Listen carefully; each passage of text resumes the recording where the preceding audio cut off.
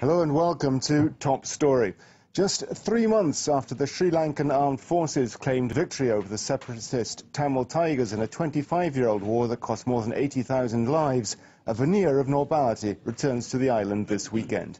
Local elections are to be held in the predominantly Tamil towns of Jaffna and Vavuniya, the first in the north since 1998, and part of an attempt by the authorities to re-establish civilian government. Neither is in areas regained by government forces in this year's fighting, but the authorities' determination to restrict both national and international coverage of the vote has led to concern that there will be anything but free and fair. The International Media Freedom Organization, Reporters Without Borders, said Sri Lanka's decision to allow only journalists from the state-run media into the area dashed any hope of a transparent election. Well, joining me now to discuss the importance of Saturday's vote is Aloysius John, who's head of the Asia department of the Catholic aid organization Caritas. Thanks very much for being on the program. This decision by the Sri Lankan government to bar independent and foreign journalists from the area where the vote's taking place in the north of Sri Lanka doesn't bode well for the election, does it? Well, I think today these elections are taking place in a context of, I would say, the post-war situation, where with two realities. One is the Sri Lanka is under a huge economical crisis, and the second one is the humanitarian crisis, which is not solved. So in this context, I think these elections, just 3 months after the ethnic conflict is over, is a bit premature. And secondly, there has been no preparation for these elections. So we could ask the question, what could be the outcome of these elections and how fair it could be? Because well, let's pose another question. Given the circumstances that you described, lack of progress on reconstruction, lack of progress on resettling refugees, and the need for development, why is the government holding these elections at all? This is something which has been promised to the international scene, and this is also a means to show that the government is taking steps to bring about normalcy. But I think this is not normalcy at all, because there are less than 300,000 people still in the camps, and they are still living in very dire conditions under very difficult situations, and they are highly vulnerable. So in this context, this election, the question could be, what could be the participation of the citizens? How could they participate from the camps? I don't know whether they have the cards, the election cards. So these are some of the realities. Sorry to interrupt. Are many of the refugees in the camps people from Jaffna and Vavuniya?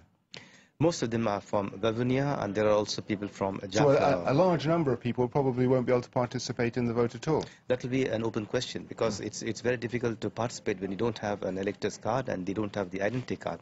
So this is something which should be which is a reality today. So in this context, we could say what is going to be the outcome of these elections. And secondly, I think as long as humanitarian crisis is not solved, how could people have confidence, and what are they going to vote for? There is no program, there's no plan. So I think these are some of the things which should have been thought out before, and this could have helped to have a very fair and free elections.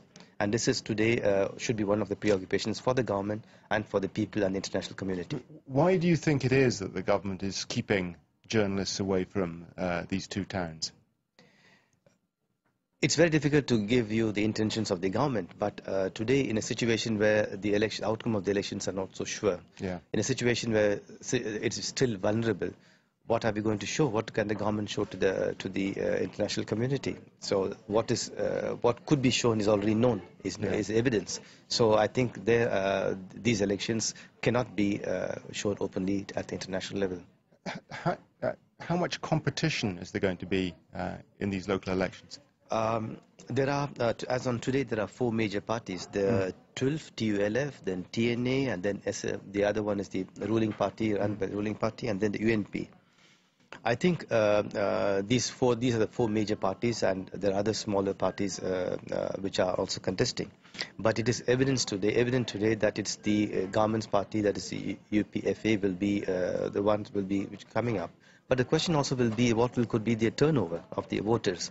Many people have a tendency today to say that it will be less than 40%. Well, I mean, this presumably is what the government is frightened of, that turnout will be so low that it will be interpreted as a rejection of the government by the local population.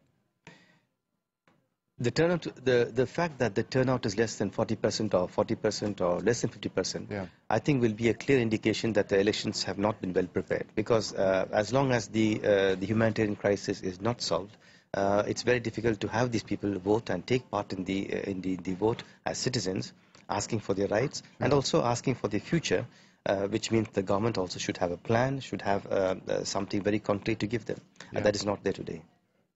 And I suppose part of what the government is trying to do is to say, look, we won the war earlier on this year, now we're winning the peace as well. Do you think they're convincing anybody in northern Sri Lanka?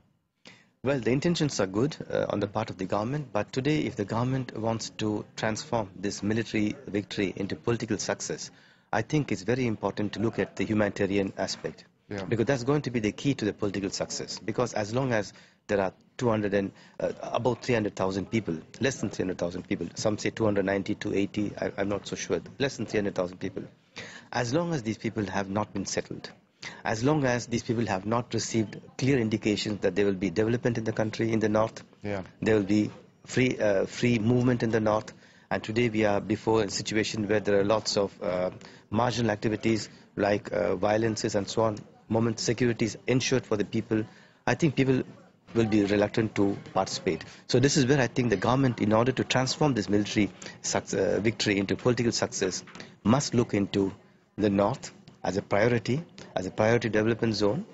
So what should be the priorities in your view before the government gets to holding elections?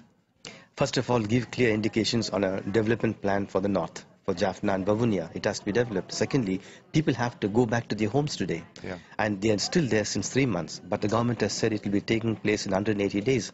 It's 6 months. But the question is, how is it going to take place? What are the plans today? After 3 months, there are very little plans coming out. But the question is how these plans could be worked out with the international community. How badly damaged is the infrastructure in northern Sri Lanka? Well, after 25 years of war, and after almost 10 years of non-governance, where the LTT was ruling, the government could not do anything there. Sure. So all the infrastructures are completely brought to ashes, brought to dust. So I think the biggest challenge the government will have is to reconstruct the whole from the start. That's a massive effort you're talking about. It is a massive effort, and I think there are indications saying that there's a need for about a good number of houses, tens and thousands of houses for the people already, hospitals to be built, schools to be built, roads to be built, because roads have not been done, nothing has been done for the roads since almost 20 years. So all these things has to be built. And are people able to feed themselves? In the camps today, there are some certain setups which facilitate international organizations to be able to feed the people. That's taken care of. Is agriculture completely destroyed in northern Sri Lanka? In the northern part, agriculture, it is not destroyed, but the people cannot engage themselves in agricultural activities because there are still landmines in some of the areas. Yeah. And secondly, people need to have instruments to till the soil and other things which don't exist today. So these are some of the infrastructures which the government has to give to the people, and I think the major focus should be the livelihood programs for the people, which should be one of the major parts of the humanitarian activities. Yeah. So I mean, your opinion on this is that with these elections, the government is simply running ahead of itself for purely political reasons. The government is trying to move ahead with the political agenda to help to bring about normalcy there through political, but is it done correctly is a question, and how well could it be done is another open question. Okay, and with that we have to end because we've run out of time. Thanks very much for being with us today. Do have a good weekend and join us again next week for another edition of Top Story here on France 24. Goodbye.